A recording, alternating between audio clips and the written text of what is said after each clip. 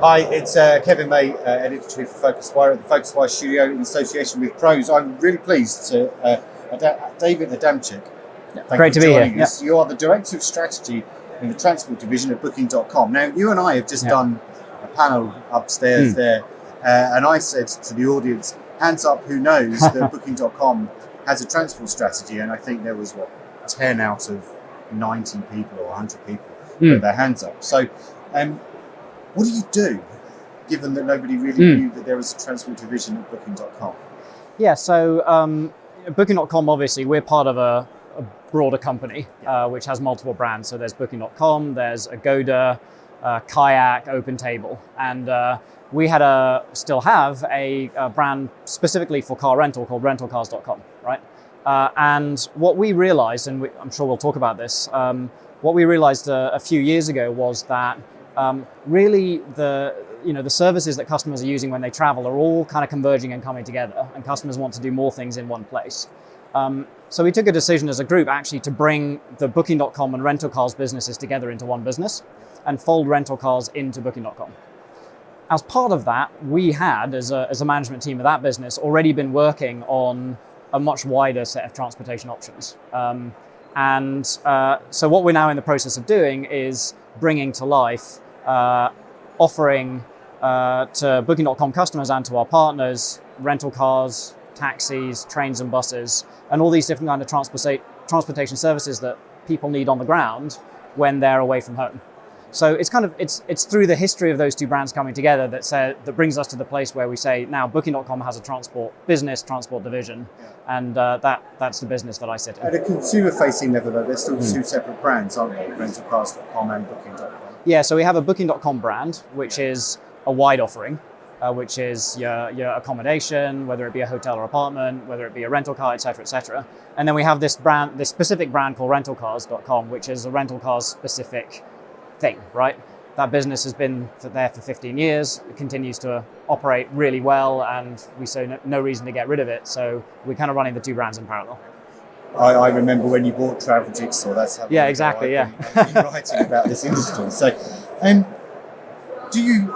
is there an intention to eventually just put it all under Booking.com because that's arguably the bigger, perhaps more well-known brand, or does it just help from equally another branding perspective to have something, you've got a great URL again with rentalcars.com? Yeah, I mean, there are some customers who just want a rental car. Quite often we'll have customers, for example, who are using a car rental maybe for a weekend trip out of their home city. So I live in London, I don't even own a car, right? If I want to go away for a weekend, I might hire a car and take it away for 3 or 4 days. So there are plenty of use cases where people just want to go straight to car, and we're perfectly happy to let them do that with the car brand. The wider offering, hey, here's your hotel, I'm going to really nicely join it up with a car rental or a taxi or a local attraction or whatever, that's what the Booking.com brand is there to do. Okay, now I can say this because it's in your biography here that we've been discussing upstairs. I mean, it says your mission is to create innovative new services. I have to ask you, what would you say are some of those innovative new services that is part of your mission to bring to the Booking family, as it were? Yeah, so we talk about this thing that we call the connected trip.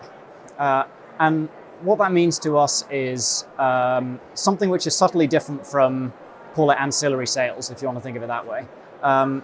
What we believe is really going to change the experience for the traveler is when the different elements of your trip, whether it be your accommodation, whether it be your transportation, whether it be whatever else, a restaurant or a local attraction, when those things are really elegantly woven together into a thing that makes sense for you as a customer. So I'll give you an example, right?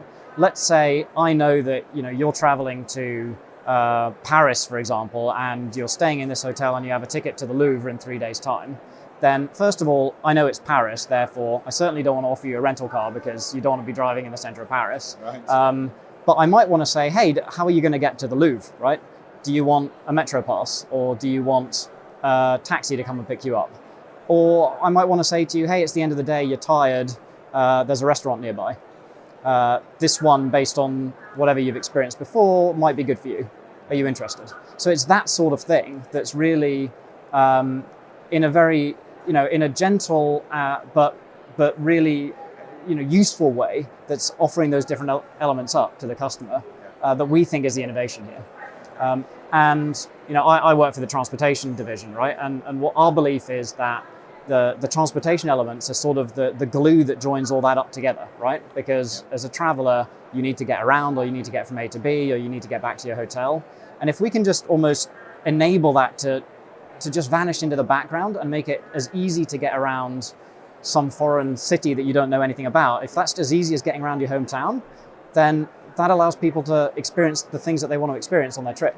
Because they're not worrying about, oh my God, how do I get there? How do I figure out this pass? Is the bus going to drop me off at the right stop? All of that stuff just goes away, and it's easy. So how does that all kind of come together within the interface, though? I mean, yes, if it's while you're in destination, it's all going to be on the mobile, right? So within the Booking.com app, can we see a future where those kind of options to get, it's brilliant, it's going to suggest that I get the metro, that I should probably I can give you the metro ticket here right now on the app? Yeah, that's exactly where we're headed, right? So, so as I said before, right, we have quite a mature business around car rental, right? So you can get that through the app, that's fine, right? What we're in the process of doing is growing those other services. So for example, I can offer you an airport pickup with a driver in about 500 cities today. You can get that on the Booking app. I can offer you a pass on the metro in Amsterdam, for example. It's a place we do a lot of our testing, including a code on your app that lets you through the barriers. I can do that for you in certain cities today. And we have these different things, different elements of the transportation services at different kind of levels and different levels of maturity. But the idea is we would like all of that to be all there in one place, digitized on your phone through the Booking app. You can just get around, no problems. It's a long way from that at the moment, though. It's a long way from that at the moment, yeah. But that's the jigsaw puzzle that we're pulling together. Yeah. And that's absolutely the vision for the business, right? Is for it to feel like that for all of the transactions that you make through the app, whether it be transportation or otherwise. Okay, and because as we were saying, it's mostly an in-destination kind of tool, but presumably you would like to sell all these things long before, at the same point when you're selling the hotel as well? Well, it's a mix really, right? Because different parts of, what our research shows us is that different parts of the trip are typically organized and thought about and transacted at very different times. So I'll give you a great example. For, let's say, the journey from the airport to the hotel, quite often that's prearranged because mentally the customer associates that with the flight or the long train ride or whatever it is, right? And it's kind of part of one bigger journey, which you've typically organized ahead of time. It can often be quite an expensive part of the trip. And to be honest with you just want to get to your hotel and sort of drop your bags off and get in, right? So that sort of thing, pick me up from the airport, get me to my hotel, or get me a shuttle or a bus or whatever it is that's right for me, quite often that'll be bought in advance, right?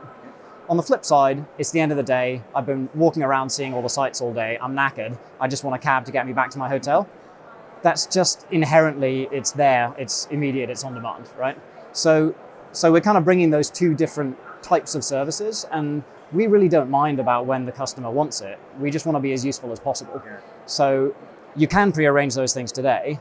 For something like getting a cab back to my hotel right now, we're bringing, for example, we've got a partnership with Grab, which is ride-hailing business in Southeast Asia. We'll be bringing that into our app this year, so that you can use that service in all of the countries where Grab operates, and you'll just be able to click a button and get a cab.